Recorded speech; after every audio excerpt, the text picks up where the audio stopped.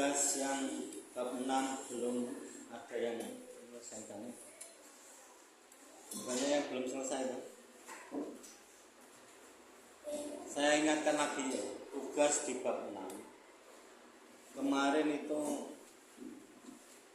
menjelaskan pokok-pokok Quran surat Al-Imran ayat 64 dan Al-Baqarah ayat 256. Itu belum ada yang kirim sama sekali. Menjelaskan pokok-pokok. Yang sudah kan hikmah itu kan sudah. Tapi yang menjelaskan pokok-pokok belum. Kan cuma membaca kalian, yang membaca surat Al-Baqarah 256 sama Al-Imran 64. Membacanya sudah. Tapi yang menjelaskan pesan-pesan pokok itu belum ada yang kirim ya. Belum ada yang kirim. Kemudian menemukan perilaku yang sesuai dengan isi Al-Quran surat Al-Baqarah ayat 256 dan Ali Imran ayat 64 belum ada yang mengerjakan. Belum ada yang setor ke saya. Ada? Sudah ada? Perilaku yang sesuai belum ada. Itu bukan di video. Yang di video itu yang membaca pesan pokok itu belum ada yang gitu. Tapi yang tugas menemukan perilaku yang sesuai. Kemarin kan sudah tak jelaskan loh, bahwa apa itu? Misalkan la ikraha fid din qad tabayyana rusydu minal ghayy. Kemarin kan sudah tak jelaskan bahwa dalam agama itu tidak ada paksaan. Terus qad tabayyana rusydu minal ghayy. Sebenarnya petunjuk itu sudah terlihat jelas. Itu lanjutannya ayat, dilanjutkan sendiri. Nah itu saya kasih contoh kemarin kan begini. La ikraha fid din. Tidak ada paksaan di dalam agama. Itu misalkan, contohnya kan begini. Saya ulang lagi contohnya. Misalkan kok Widi itu sudah antri wudhu sama teman yang lainnya. Ternyata Widi itu tahu bahwa Ima itu bersembunyi di belakang kamar mandi, nggak ikut sholat. Nah, itu kan kita tidak boleh memaksakan Ima untuk dipaksa untuk sholat, tidak. Tapi diingatkan, kenapa kamu kok malah bersembunyi? Biar tahu alasannya. Kalau alasannya aku libur kok, ya sudah ditinggalkan. Tapi aku malas kok. Nah kalau malas itu diingatkan. Kalau ada alasan teman malas gak sholat itu diingatkan. Seperti kelas 1 dulu siapa? Arsen ya. Arsen itu kan nggak pernah ikut sholat. Alasannya apa? Jadi malas pak sholat. Tanya ya seperti itu sama. Terus nanti kalau waktunya sholat sudah siap semua tiba-tiba hilang. Nah kan yang bilani Arsen tok, kabeh ya sakit to wis ngadeg wis sholih ditinggal nyingkrih. Makanya ya harus ditinggalkan saja. Jadi kalau misalkan orang tuanya tahu, biar tahu, kalau nggak tahu ya biar nggak tahu. Saya ceritakan ini kan biar kalian tahu. Itu contoh. Itu sebagai contoh. Jadi tidak boleh memaksakan, biarpun itu sebuah kewajiban. Kita hanya wajib mengingatkan. Engko ana kancane gak salat dibuli. Biasanya kelas 5 kan ngono. Bully kancane, gak salat dibuli. Ya kilono. Itu enggak boleh. Nah, itu makanya la ikraha fid din itu di situ. Kemudian Ali Imran perilaku apa yang sesuai. Jadi kalian mencari perilaku yang sesuai dengan itu. Jadi jawabannya tadi ya seperti ini. Apa ternyata Widi itu sesuai dengan ayat la ikraha fid din. Karena apa? Karena Widi sudah mengetahui bahwa Ima yang di belakang kamar mandi itu malas untuk sholat, cuma diingatkan, nggak diseret atau diapakan. Itu contohnya. Membuat contoh seperti itu. Nah terus kemarin perintahnya kan tak suruh mencari dalam kehidupan sehari-hari. Masih ingat apa tidak? Wis lali tugas sama makai yang nyicil kerjaan giji. Makanya sekali tugas ini langsung dikerjakan. Jangan lupa. Ya. Dilanjut sekarang. Bab 7, ketika kehidupan telah berhenti. Nah sekarang Aurel, saya tanya, maksud ketika kehidupan telah berhenti itu apa? Kehidupan telah berhenti.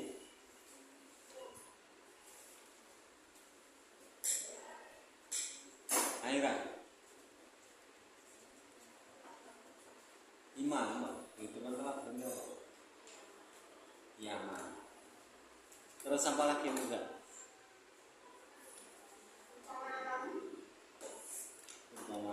Kemarin kan sudah tak suruh aku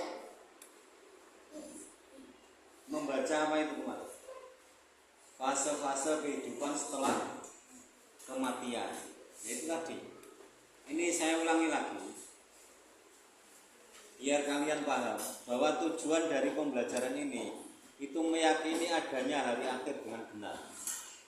Meyakini hari akhir dengan benar itu apa? Ya tadi, kalian harus mengetahui fase-fase kehidupan setelah kematian. Kemarin juga tak jelaskan bahwa kematian itu cuma sebentar, cuma sepersekian detik. Sudah detik itu cuma sepersekian. Jadi mungkin seperempat detik, mungkin itu tergantung orang yang meninggal. Jadi nyawa keluar dari raga itu tergantung orang yang meninggal. Kalau orang amalnya baik itu nyawanya ya cepat keluar, terus rasanya itu enggak sakit, terus enggak ada nafas tersengal, enggak ada. Kalian pernah lihat orang mati? Nah, kalian kalau pernah melihat orang yang proses mati kan ada yang seperti itu, ada yang cuma enggak sampai mangap lambene, ada yang biasa terus kalem koyong turu, ada. Jadi itu proses keluarnya nyawa dari raga. Nah, itu yang disebut kematian. Nah, kematian itu ya sebentar, ya sekejap itu toh. Nyawa keluar ya itu posisi mati. Setelah itu ya hidup lagi. Ruhnya yang dicabut dari nyawa itu ya hidup lagi, enggak mati. Makanya kematian itu cuma sebentar, sepersekian detik. Kalau orangnya bagus yo, nggak sampai 1 detik hilangnya nyawa. Itu proses pertama dari fase kehidupan setelah kematian. Kemudian begini, di sini tujuan pembelajaran yang kedua itu menumbuhkan sikap gotong royong dan mawas diri sebagai bentuk keimanan kepada hari akhir dengan benar. Sekarang beriman kepada hari akhir dengan benar itu kok ada sikap gotong royong. Itu hubungan gotong royong dengan hari akhir itu apa? Almiran. Bukunya dibuka, tujuan belajar. Hubungan gotong royong dengan beriman kepada hari akhir itu apa? Almiran. Nindi, Uci, Zidan, Farel, Ovi, Ata. Hubungan gotong royong. Gotong royong itu apa tuh? Apa dia? Bekerja sama. Apa? Niki. Jadi gotong royong itu bekerja sama. Gotong royong itu wujud dari kerukunan. Jadi orang yang beriman kepada hari akhir, kemarin sudah ditulis apa tidak? Di situ kan sudah ada hadisnya. Kalau belum ada, tak tuliskan hadisnya.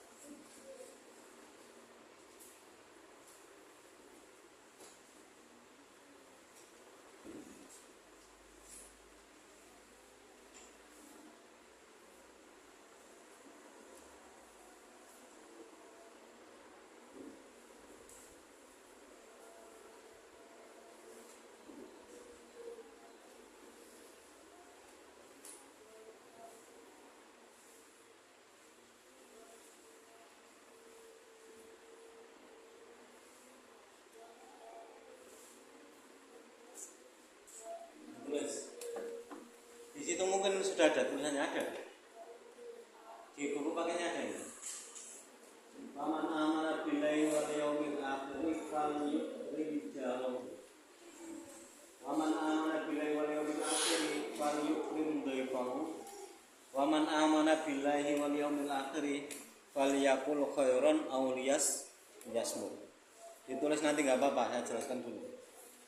Ini hubungannya dengan gotong royong. Berarti ini gotong royong itu simbol dari kerukunan. Nah, jadi beriman kepada hari akhir itu bisa mengajarkan kerukunan. Contohnya hadis ini. Hadis ini hadis Bukhari Muslim. Jadi barang siapa yang beriman kepada Allah dan kepada hari akhir, hendaklah ia memuliakan tetangganya. Pertama, perintah memuliakan tetangga. Jadi kalau kalian beriman kepada Allah dan kepada hari akhir, itu dengan tetangga, dengan teman itu harus rukun. Jadi gotong royong. Misalnya contoh gotong royong itu begini. Misalnya hari Senin, itu piketnya Ata sama Ovi. Itu ternyata Ata sama Ovi sudah hampir jam 7 belum menyelesaikan piketnya karena terlalu banyak kotoran, terus kocone budek kabeh.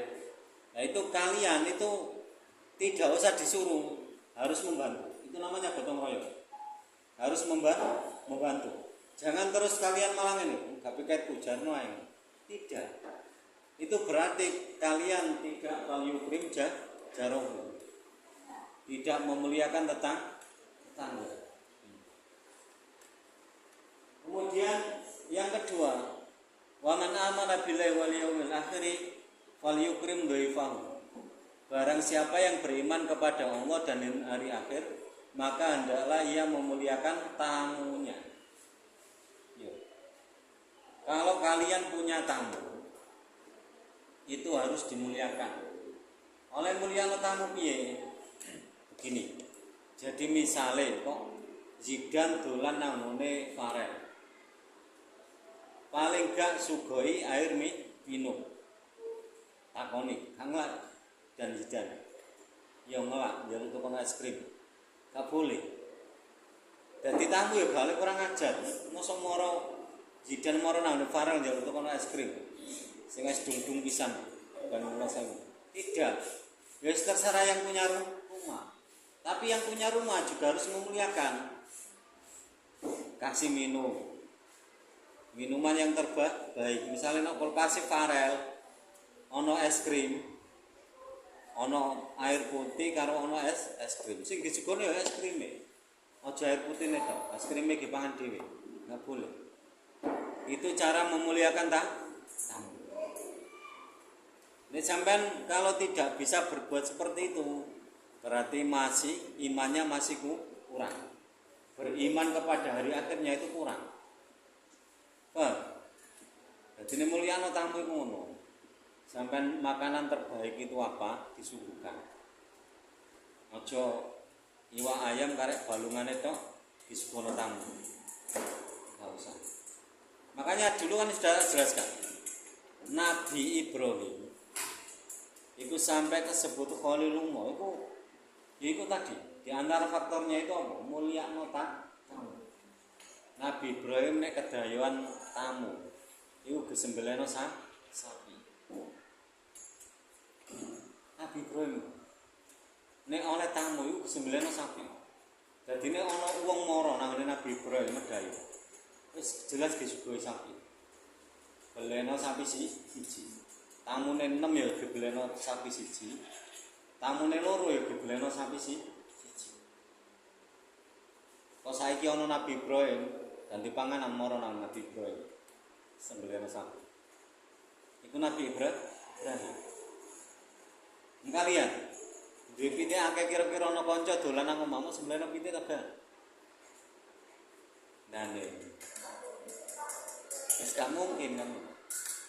Makanya kita tidak akan mendapat gelar Khalilullah. Kita tidak akan mendapatkan gelar kekasih Allah. Wong karo kancane dhewe perhitungan ana kanca dolan disuguhi banyu putih teko kending.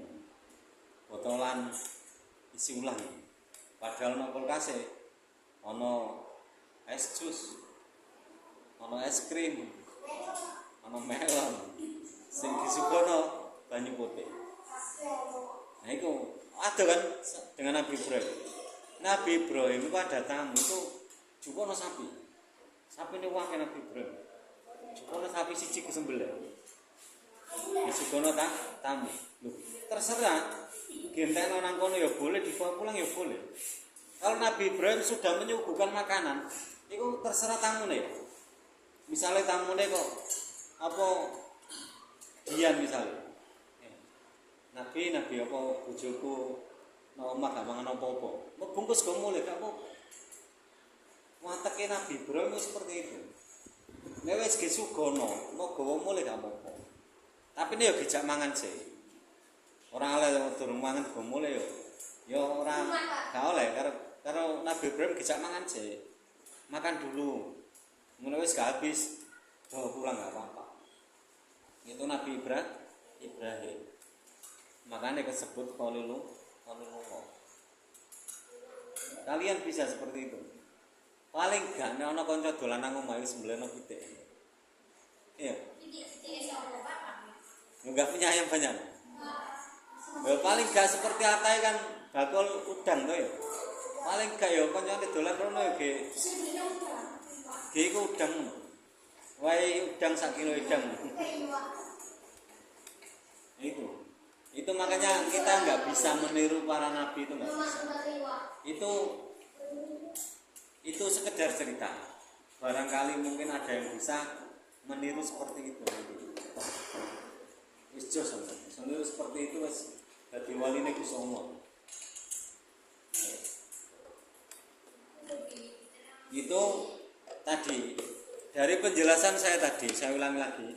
Dian, apa hubungan gotong royong dengan iman kepada hari akhir? Iya, hubungannya. Tadi sudah tak jelaskan. Cek ya senjol, Wiki. Aurel, Amira, Ima. Lu tadi saya ngomong sak munake sing gedhe tak. Apa puja? Lu tadi saya jelaskan sak munake. Sampai saya tuliskan hadis ini.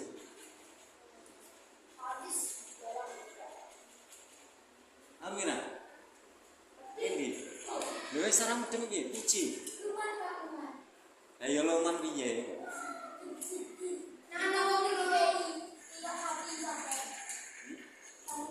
Hakim. Zidan. Tarem. Ovi. Yes. Ata. Ini diulang lagi apa gimana? Ulang lagi, dengarkan. Hubungan gotong royong dengan iman kepada hari akhir itu begini. Faman amana billahi wal yaumil akhir falyukrim jarahu. Dengarkan.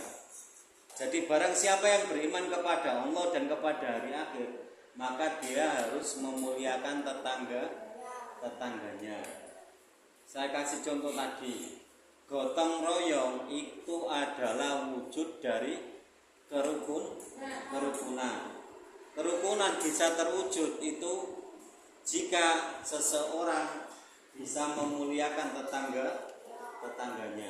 Nah, memuliakan tetangga itu adalah ciri orang yang beriman kepada Allah dan kepada hari akhir.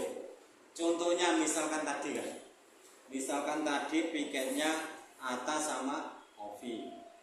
Terus mulai dari pagi sampai hampir jam 7 piketnya belum selesai karena kelasnya terlalu berantakan. Akhirnya kalau kalian menghargai tetangga, menghormati tetangga, memuliakan tetangga, ya harus membantunya tanpa harus diminta. Sekarang nyoba Ata. Apa tahu hubungan gotong royong dengan beriman kepada hari akhir.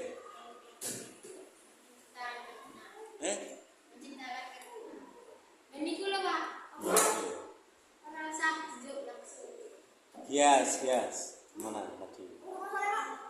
Hubungan gotong royong dengan beriman kepada hari akhir. Ovi, simulkan nih. Tarel. Zida. Uji. Nindi. Memuliakan tetangga. Almira. Musa. Imam. Apa? Aira. Aurel. Idi. Diam.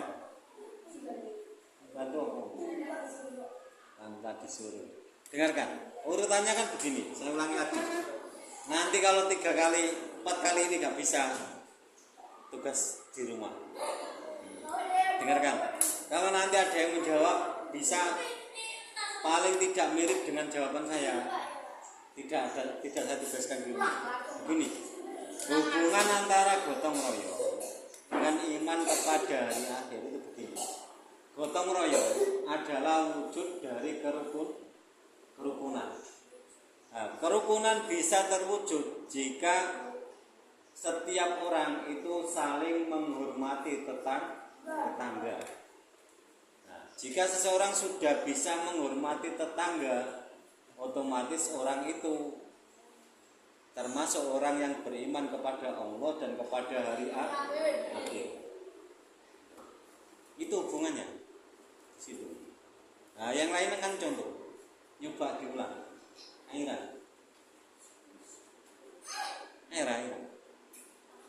Aurel. Wiji. Dia. Sudah, sekarang dicatat. Tugas rumah. Ya.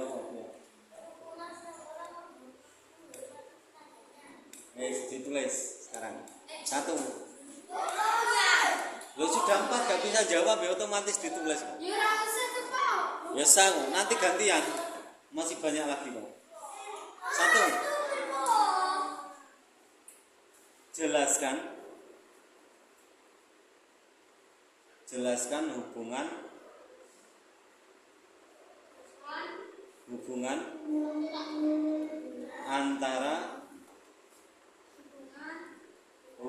antara gotong royong dengan keimanan.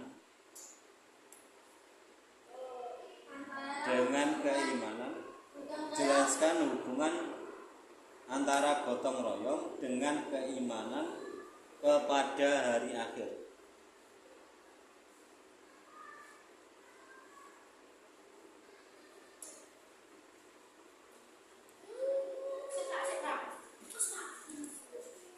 Dan di video.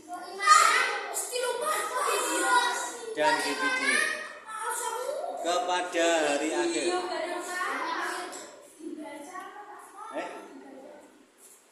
Dijelaskan. Kalau dijelaskan itu otomatis kalian harus mengasih contoh.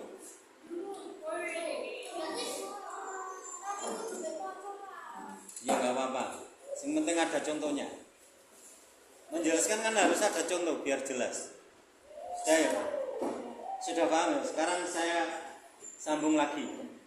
Hadis ini hubungannya dengan mawas diri. Nah, mawas diri dengan hubungannya beriman kepada hari akhir. Ini di hadis ini juga ada yang dinamakan mawas diri. Ada 2 hadis. Yang pertama, waman amana billahi wal yaumil akhir fal yukrim dhaifahu. Itu mawas diri, tadi sudah jelaskan. Yang gotong royong itu cukup hadis yang atas 1. Cukup 1 kalimat hadis. Yang mawas diri ini 2. Yang pertama sudah jelaskan, fal yukrim dhaifahu. Yang kedua, waman amana billahi wal yaumil akhir falyakul khairan aw liyasmut. Barang siapa yang beriman kepada Allah dan kepada hari akhir, maka hendaklah ia mengucapkan yang baik-baik, atau bila tidak bisa lebih baik diam. Gini, misalkan contoh, ini nanti tak tanyakan, kalau nggak bisa itu ke rumah lagi, makanya didengarkan. Contoh hadis yang tadi, falyakul khairan aw liyasmut, itu mengucapkan yang baik atau lebih baik diam. Begini, kebenaran itu tidak selalu harus diucapkan. Begini contohnya, misalkan Zidan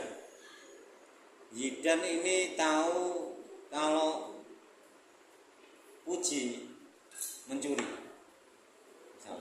Puji mencuri di rumahnya Farel, mencuri sapi contohnya, misalkan nyolong sapi. Nah, Farel ini terkenal kejam, janji aja cacak wong nyolong sapi, nyolong pitik wae ditembak. Ketepaan Farel iki apa? Dadi jenderale polisi. Wis sadis, tembak. Nyolong pitik wae ditembak mati, apa meneh nyolong sapi. Ya. Kebetulan yang tahu mencuri itu Zidan. Nah, Zidan ini apa yang harus diperbuat oleh Zidan? Itu begini. Engko nek dikandang, itu harus ada pertimbangan dulu. Puji nyolonge sapi, itu gara-gara apa? Oh, tibake Puji nyolonge sapi gara-gara anake loro. Nang rumah sakit operasi butuh duit akeh. Ndak gak duit. Terpaksa mencuri. Nah, itu enggak usah dikasih tahu. Kalau hal seperti itu jangan dikasih tahu. Wah, bilani pencuri tidak. Memang itu sebuah kebenaran. Memang itu sebuah kesalahan. Tapi kita harus mempertimbangkan nyawa seseorang. Nanti nek dikandakno Farel, otomatis Farel ngamuk. Sing dipateni ora trimo Puji tok. Anake sing loro ya dipateni, bojone ya dipateni. Bejaji sapi wae mateni wong telu. Nah, itu lebih baik diam. Biarpun itu sebuah kebenaran. Nah, itu menyikapi kehidupan itu seperti itu. Makanya sampai jangan sekali-kali aku ucap benar, tidak. Jadi ucapkan yang baik. Makanya di hadis ini itu falyakul khairan, ucapkan yang baik, bukan yang benar. Falyakul khairan aw liyasmut, utawa meneng wae. Wis meneng wae. Cara Zidan ngerti ku mau wis meneng wae, sepengatan karo. Soalnya resikonya lebih besar kalau bicara. Contoh mana misalkan seperti ini. Misalnya kok Muza iki podo daftare tentara karo Almira misal. Tibae Muza iku curang. Pas apa arane ujian nyontek. Podo luluse. Ya. Podo luluse otomatis Mira ngerti. Luluse Muza gara-gara nyontek. Nah, seperti itu juga nggak perlu disampaikan kepada pimpinan. Karena apa? Kamu lihat dulu. Muza iku ket biyen cita-citae kepengin dadi TNI misalnya. Kepengin dadi tentara wanita. Terus 3 kali gagal. Wong lulus pisan wae gara-gara nyontek mau kandha. Itu juga tidak boleh. Biarpun itu sebuah kebaikan. Sampai ngomong ya apik, orang ngomong ya apik. Tapi lebih baik tidak bicara kalau halnya seperti itu. Paham loh? Itu cara menghargai orang lain itu seperti itu. Jadi kita harus bisa mawas diri itu dari situ. Jadi hubungan mawas diri dengan falyakul khairan aw liyasmut itu seperti itu. Kita harus bisa mawas diri itu melihat diri kita sendiri. Kalau saya di posisi itu bisa enggak bertahan? Kalau kita di posisi Puji tadi yang sudah tidak punya uang, ditinggal sakit anaknya, butuh uang banyak, bisa nggak kita tidak mencuri sapinya Farel tadi? Juga sama seperti tadi Muza. Kalau di posisi Muza sudah 3 kali gagal ujian masuk tentara, terus yang keempat lulus karena nyontek, itu kira-kira kita kalau tahu hal itu, kalau kita di posisi seperti itu terus ketahuan atasan karena dilaporkan orang, kecewa enggak? Jelas kecewa, sangat kecewa. Bahkan itu nanti akibatnya bisa fatal. Mungkin akan timbul dendam. Akhirnya apa? Orang jadi tentara berpedo almira, jelas dendam. Nah, itu makanya kalian mempertimbangkan hal itu dengan melalui faliyakul khairon auliyasmu itu bisa. Baik.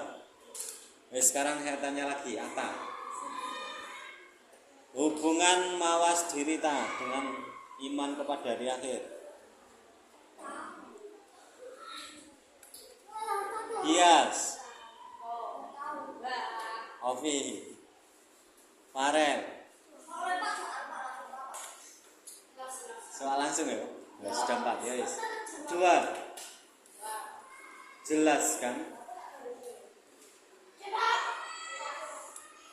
Jelaskan hubungan antara